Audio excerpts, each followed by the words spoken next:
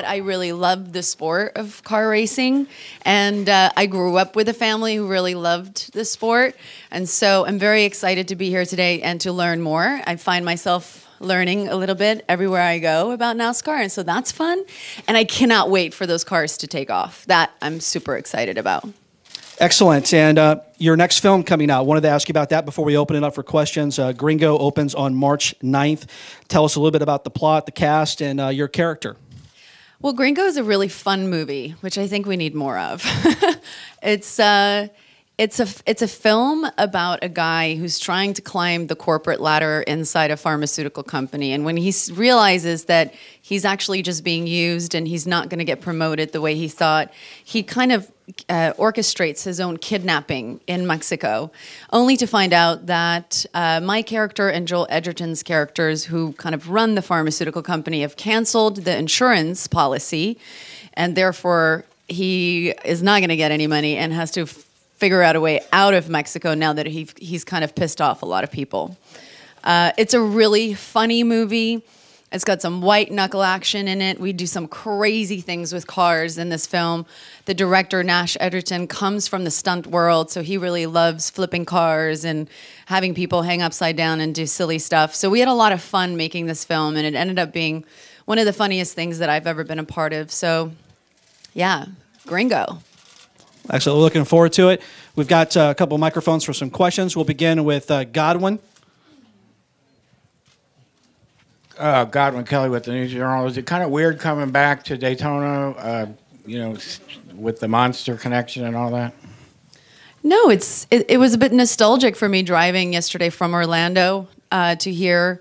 I had such an incredible time making that film. I got to meet some incredible people while making that film here. Obviously, that movie is very close to my heart.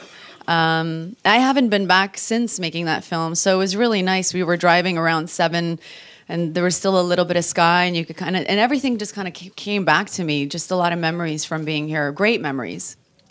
Okay, Mark?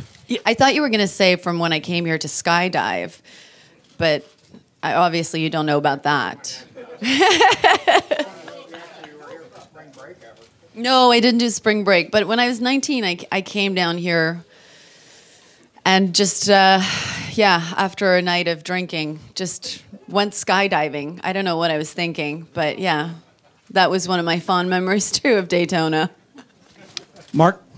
Mark Long, right in front of you with AP. Oh, hi. Hi.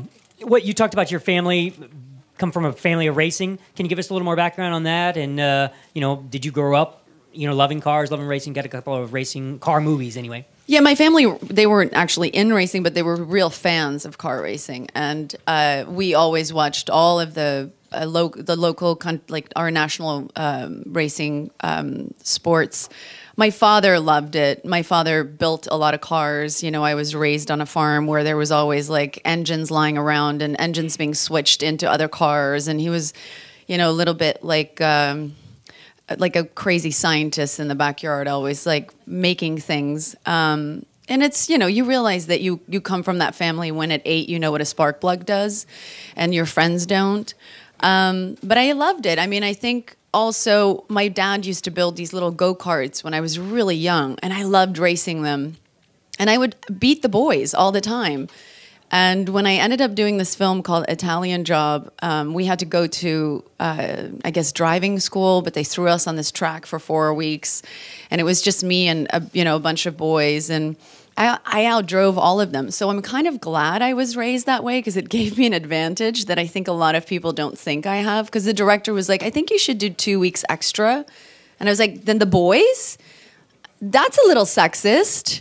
And so then I really went for it. And I think one of the actors puked at one point, and like one went home. They were all just a bunch of pussies.